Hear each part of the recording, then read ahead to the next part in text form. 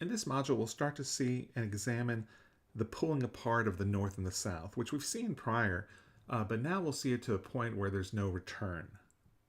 And in fact, this module is named An Uneasy Peace, A House Divided. Most white Americans agreed that Western expansion was crucial to the health of the nation. The incorporation of new Western territories into the United States made slavery an explicit concern of national politics, because with these new lands and territories, a question would arise. Would there be slavery allowed in these nascent territories? Balancing the interests of slave and free states had played a role from the very start of designing the federal government at the Constitutional Convention in 1787. A careful balance. A balance between slave states and non-slave states. This balance was rocked once more in 1819 when Missouri, a territory at the time, will petition to join the United States as a full state, a slave state. In 1819, the nation contained 11 free and 11 slave states, creating a balance between slave and free, 11 to 11 in the Senate. But Missouri's entrance into the Union, the United States, threatens to throw this parity, this evenness of 11-11 in favor of slave interests. Now, the free northern states, non-slaveholding states, would not allow Missouri to come in, especially changing the balance in the Senate. Henry Clay, a leading congressman, played a crucial role in brokering a two-part solution that we know as the Missouri Compromise. First, Missouri would be admitted to the Union as a slave state, as they wanted, but this would be balanced by the admission of Maine in the north, a free state that had long wanted to be separate from Massachusetts. Second part of this solution is slavery was to be excluded from all new states in the Louisiana Purchase north of the southern boundary of Missouri. On this map, if you look at Missouri, which is kind of in the middle, that any future state that comes into the United States would be free above that line, that 3630 line. This solution, known as the Missouri Compromise, will maintain the peace, well, at least for a little bit. Now, we really don't cover Texas history in this class, but just a brief summary, if we all remember from our Texas history, Texas declares its independence from Mexico roughly around 1836. We all know about the Battle of the Alamo and San Jacinto. And Texas will be its own nation, a republic. Texans had always wanted to join the United States or be annexed by the United States. And eventually in 1845, Texas will become part of the United States. But with this, of course, that issue of slavery comes up once again. But the United States has pretty much expanded even further west, all the way to the Pacific Ocean, because once Texas is accepted into the United States will declare war on Mexico regarding the southern boundary. Texans claim that the Rio Grande is the southern boundary, and the United States agrees, while Mexico says it's always been the Nueces River, which is north of the Rio Grande. Well, of course, the United States overpowers Mexico with its military and wins the Mexican-American War, also known as the War of Northern Aggression in Mexico. But what we see here is that every goal set by the United States government when declaring war against Mexico is reached. It will gain the ports of California now in part of the surrender of Mexico to the United States. Now under the United States flag, California, Texas, and several other areas. And in this map, you can kind of see California, Nevada, Utah, Arizona, New Mexico, parts of Colorado. They're not states at this time, but they're part of the territory Mexico loses in that Mexican-American War. One would expect Americans to rejoice and come together in a burst of post-war nationalism, and they do to an extent. But these times are going to lead to other things. And of course, once again, like I mentioned throughout these past couple of slides, it's going to be the idea of, well, these new territories are coming in. Eventually, they're going to petition to be states. What type of states will they be, slave or free? The land obtained from Mexico in the Mexican-American War quickly became the subject of a bitter feud between the Northern Whigs and the Southern Democrats. Abolitionists, those fighting slavery, feared that attempts would be made to plant cotton in all the new territories, which would bring, of course, slavery. Slaveholders, though, feared that if slavery were prohibited in all the new territories, slaveholding states would lose power in Congress. Congress became the scene of angry debate over the spoils of war, meaning all this new territory. And Congress represented every political philosophy regarding slavery. Legal scholars discussed the rights of Congress or anyone else to restrict slavery from the new lands. Secession had risen again, the idea of leaving the Union. Desperately, elder statesmen, congressmen of the federal legislature will propose methods of keeping our country together. Popular sovereignty, amendment, nullification, secession, these were all ideas discussed in Congress with possible remedies. Conflict was avoided once again with the passing of the Compromise of 1850, which we'll talk about on the next slide. The Compromise of 1850 did keep our country together. It's a patchwork of give and take regarding where slavery is allowed and where it's not allowed.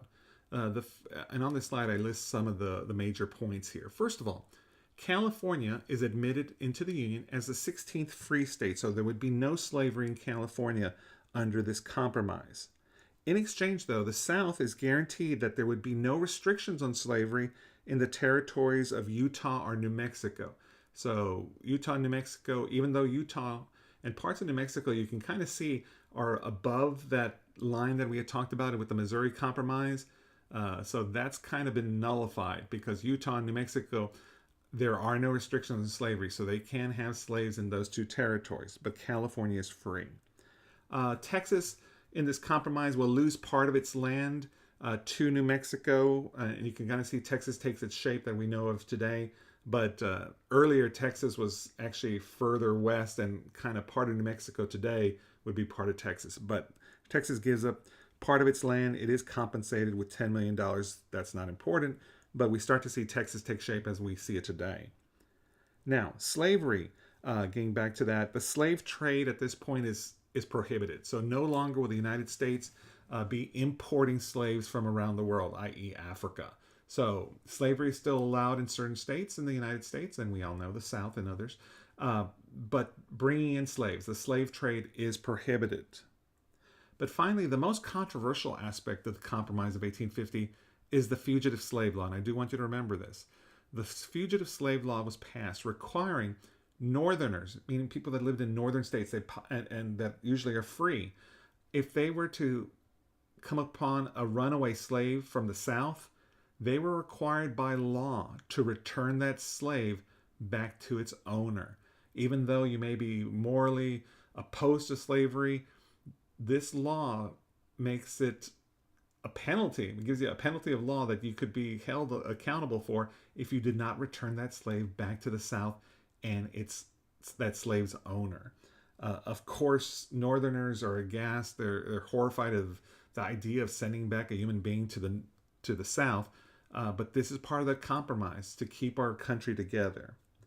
Now, let me kind of generalize or kind of give you the who won or lost in this compromise. Well, although each side, the slaveholding and the free states, both get benefits in a sense, it seems that the North seemed to gain the most out of this compromise. The balance of the Senate was now with the free states. There were more free states than slave states. Although in all honesty, California, although a free state, often voted with the South on many issues. But the major victory for the South, although they're outnumbered in the Senate, the major victory for the South is that fugitive slave law that I just talked about.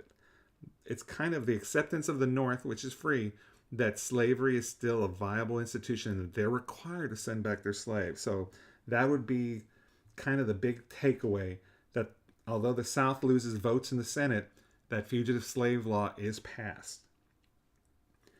Now, if you're a Northerner in a northern state, I want you to think about this. Are you going to send back a human being to the South?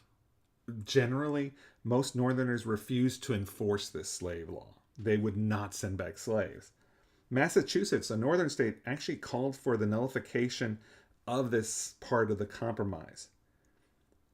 The flagrant violation of the slave law set the scene for the tempest that emerged later in the decade. Southerners saying, "Hey, look at the North. They're not even paying attention to federal law. They should be held accountable." Well, of course, Northerners saying, "We are not sending these people back. It's against God's will. Morally, it's wrong."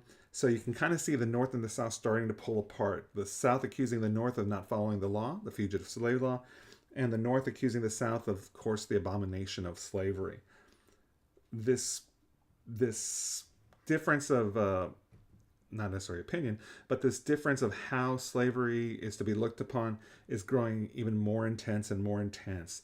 While the Compromise of 1850 does keep the peace and keep the country together for a bit, we all know this eventually will not be the case. For decades, both northern states and southern states had threatened secession and dissolution of the Union over the question of where slavery was to be permitted. At issue, of course, was power. Both sides sought to limit the governing power of the other by maintaining a balance of membership in Congress. Of course, we've seen this meant ensuring that admission of a new state where slavery was outlawed was matched by a state permitting slavery. Now, I do want to kind of give you the highlights of, if you're not sure how a state becomes a state, new states are organized. Remember all those territories? They're organized before they become a state. They're organized into self-governing territories. They have to be a territory before becoming a state. So a territory would actually take on characteristics and would have a position on slavery well before they were admitted into the country, into the Union, excuse me. Well, in Kansas, and we're going to call this Bloody Kansas, this would be the battleground on which the North and the South would first fight, actual physical violence regarding this issue of slavery. And we'll talk about the Kansas-Nebraska Act of 1854, which may have been the single most significant event leading to the United States Civil War. The Kansas-Nebraska Act of 1854. This act actually contradicts or goes against the earlier compromises, the Missouri Compromise, which we talked about, or the Compromise of 1850 regarding slavery. This act will allow each territory to decide the issue of slavery on the basis of popular sovereignty, meaning how the people of that territory vote for or against being a slave state or free state. This Kansas-Nebraska Act actually is sponsored by Senator Stephen Douglas, who will have, you may recognize the name Douglas-Lincoln debates. He's an Illinois senator, and he wants this. He wants the territories to make the decision. Well, Kansas with slavery would violate the Missouri Compromise. If you remember that no state admitted past or above that line, north of that line, would not be a slave state. Well, like I mentioned earlier, the Kansas-Nebraska Act kind of violates all those earlier compromises. Well, with the passage of this bill, it will split the Whig Party, one of the two major political parties in the country at the time. The Northern Whigs will reorganize themselves with other non-slavery interests to become the Republican Party, the party of Abraham Lincoln, which we'll see. While the Southern Whigs would just split off, and we would see animosity between these two areas of America. Those Southern Whigs, of course, will become Democratic, the Democratic Party. So we finally get to see the parties that we kind of are familiar with today. The Republican Party of the North, they're against slavery, they're free states, while the Southern Whigs will become the Democratic Party, and they are pro-slavery, and they're based out of the South, slave-holding states, of course. Well, this Kansas-Nebraska Act of 1854 will really kind of light the spark to, of course, the dynamite. This will actually increase the hatred of that fugitive slave law, which I mentioned a couple of slides back. And of course, trouble will soon ensue. Now we have territories deciding of whether or not they will be a slave or free state. And the first thing we need to talk about is Kansas. Kansas and their petition to be a state. But first of all, they have to decide if they're going to be free or slave holding. The passage of that Kansas-Nebraska Act would lead to a civil war between pro-slavery and anti-slavery settlers in Kansas, the territory of Kansas. Slavery was quite likely to be outlawed in Nebraska, where cotton does not grow. So there was no need for slaves. So Nebraska is pretty much going to be a free state because they don't need slaves because cotton doesn't grow in Nebraska. Well, the situation in Kansas is entirely different. The land is similar to Missouri's, which was a slave state. Kansas was to be governed by the principle of popular sovereignty, which we mentioned this act allows people to decide whether or not they're free or slave, their state would be free or slave. So there would be a vote whether Kansas was to be slave or free at the polls. Both free and slave forces were determined to hold its way. So they're both pushing for people to vote their way or the other way. Missouri, which borders Kansas, was strongly pro-slavery since it is a slave state, and they wanted their neighbor Kansas to be a slave state also. Well, Missouri will do something kind of underhanded. Missouri will actually send 1,700 men into Kansas, their neighboring state, to vote as a pro-slavery representative. These people, these basically men, were known as border ruffians, that they would cross the state line into the territory of Kansas to vote in favor of slavery. Although they were not settlers of Kansas, they went over the state line to vote pro-slavery. Now, although their votes are fraudulent in nature, their candidate, a pro-slavery candidate, is elected to Congress. Pro-slavery forces had the numbers, but not the ethics on their side, as we can see. Anti-slavery settlers who actually lived in Kansas were very, very upset. And they were actually the majority in Kansas, but they were outvoted because of these people coming over just to vote from Missouri. The result of the election is a fraud, with the legislature having 36 pro-slavery delegates. This is in the state legislature of Kansas, with 3 anti-slavery delegates. One of the first acts that this fraudulent Kansas legislature does is create a harsh slave code that provided fines and imprisonment simply for expressing opinions against slavery. The death penalty was actually enacted to any individual found guilty of assisting slaves to revolt or escape. It also legalized those border ruffians, those people that came over to vote, by not requiring voters to be residents of Kansas, and made the law retroactive, meaning this law would be enforced even prior to its enaction date. So kind of legalizing this fraudulent action. Within a year, the population of anti-slavery residents in Kansas far outnumbered legal residents of Kansas who were pro-slavery. They were not prepared to obey the laws of that bogus election that allowed slavery to be enacted. They organized as free soilers, meaning people that were for not necessarily the freedom of slaves, but they weren't pro-slavery. They were called free soilers. And they actually drew up their own state constitution for Kansas. And they elected a governor and had their own state legislature. And they were located in Topeka. So I know I gave you a lot of information here, but I just want you to think about this. In Kansas, you actually have 2 different state legislatures in the same state. You have that fraudulent legislature, which is pro-slavery, based on those people coming over from Missouri and voting. And then we have free soilers. Those are anti-slavery that create their own state constitution, have their own governor, and they're based in Topeka, but they're both in Kansas. They were a state with 2 governments. Of course, violence would soon ensue. Lawrence, Kansas is the center of Kansas's anti-slavery movement. It was named for Amos Lawrence, a New England financier who provided aid to anti-slavery farmers and settlers. This group went beyond simple monetary aid. New England abolitionists, those against slavery, shipped boxes of rifles. They actually called them Beecher's Bibles to anti-slavery forces.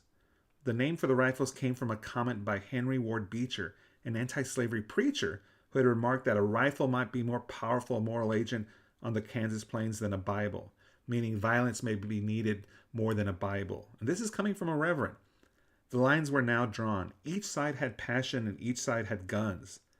The administration, the U.S. government, the president, Franklin Pierce, refused to step in to resolve the election dispute resulting from the border ruffians, which we talked about earlier. Many leaders in the government lived in Lawrence, Kansas. On May 21st, 1856, pro-slavery forces sprung into action.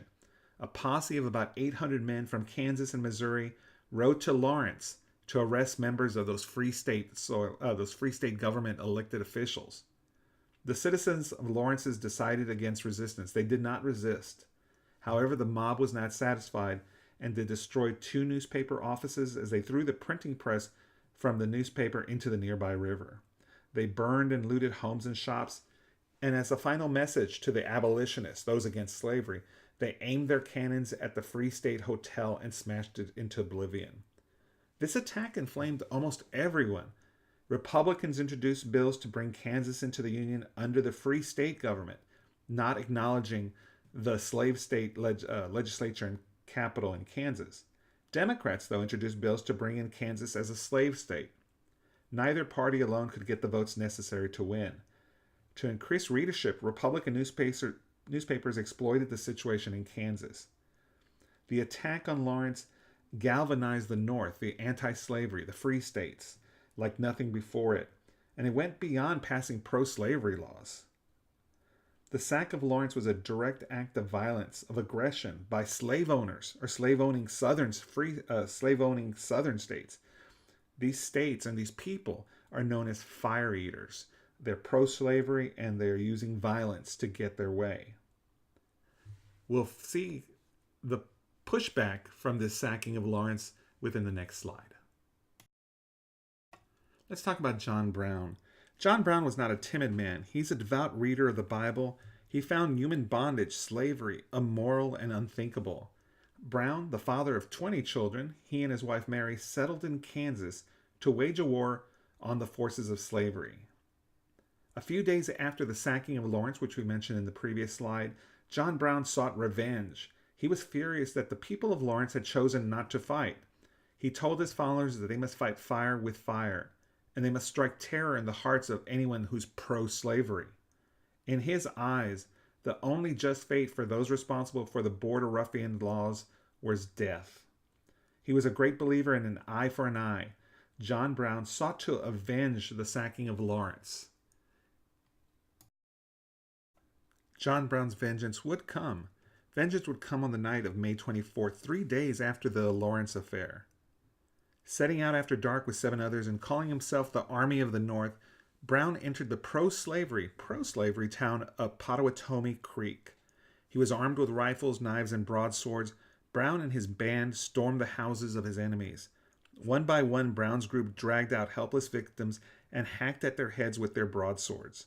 In one encounter, they even killed 2 sons of an individual they sought. Before the night was through, 5 victims lay brutally slain by the hands of John Brown. Now it was a time for the South to be outraged. Destroying property was one thing, which pro-slavery forces did in Lawrence, but no one had been killed at Lawrence. John Brown had raised the stakes. In fact, he and his followers were doggedly hunted well into that summer. Federal troops will arrest 2 of Brown's sons who had not been with him. Border ruffians burned down Brown's homestead to the ground. But John Brown did escape capture and live to fight another day. He's now a fugitive, but he's actually a cult hero in the North because he's fighting against slavery forces. This would not be the last that America would hear of John Brown. He would again make national headlines at Harper's Ferry in 1859. The sack of Lawrence and the massacre at Pottawatomie sets off a brutal guerrilla war in Kansas between pro-slavery and anti-slavery forces. By the end of 1856, over 200 people would be gunned down in cold blood. Property damage would reach millions of dollars in cost. Federal troops were sent in to put down the fighting, but they were too few and had not much of an effect. Kansas serves as a small-scale prelude to the bloody catastrophe that will engulf our nation in a short 5 years. Between 1856 and 1860, America would see a breakdown in many of its political processes that had developed over the last 8 decades. The great compromisers of the early 19th century were gone, and leadership in avoiding disunion were gone as well. Forces on the extremes were becoming more and more powerful, reducing the influence of moderates and crippling the spirit of reconciliation. Front and center is the issue of slavery. Congress and the presidents of the past had failed to resolve the burning issue of slavery in the territories. Could the Supreme Court, the highest law in the land, put the issue to rest? Politicians and the American public hoped it could determine some long-term framework for settlement on the slavery issue. An opportunity was presented when the Dred Scott reaches the High Court, which we'll talk about next.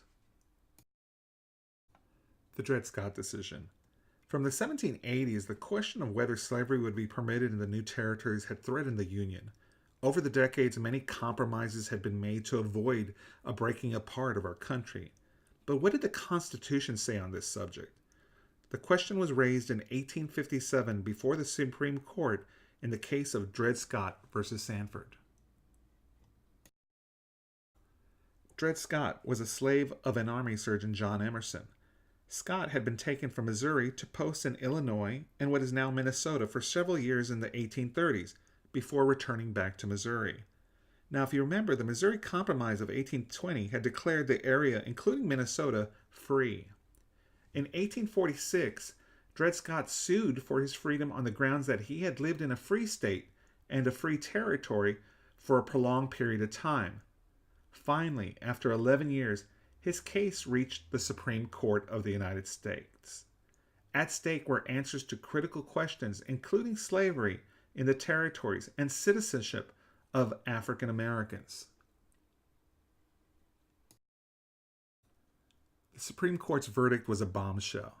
The court ruled that Dred Scott's sojourn of 2 years to Illinois and the Northwest Territory did not make him free once he returned to Missouri.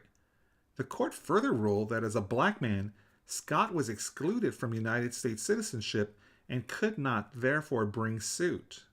According to the opinion of the court, African Americans had not been part of the sovereign people who made the Constitution. The court also ruled that Congress never had the right to prohibit slavery in any territory. Any ban on slavery was a violation of the Fifth Amendment, which prohibited denying property rights without due process of the law.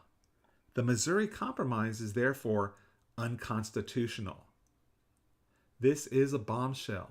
It's basically stating that African Americans aren't people, they're property, and they have no right to sue because they're only property, and that all those compromises we had talked about prior were unconstitutional. This is a bombshell. The Dred Scott decision has enormous ramifications. First of all, northern states find this decision deplorable and despicable, and it actually will refuse to accept this decision by a court which they felt was made up of southern fire-eaters, meaning politicians or judges from the South. Many northerners felt that the next step would be that the Supreme Court would decide that no state could exclude slavery under the Constitution, regardless of the state's wishes or desires, meaning that a northern state which had outlawed slavery would be forced to legalize slavery. That's their fear. And in fact, this fear will prompt a young lawyer from Illinois to return to politics, seeking Stephen Douglas's seat in Congress.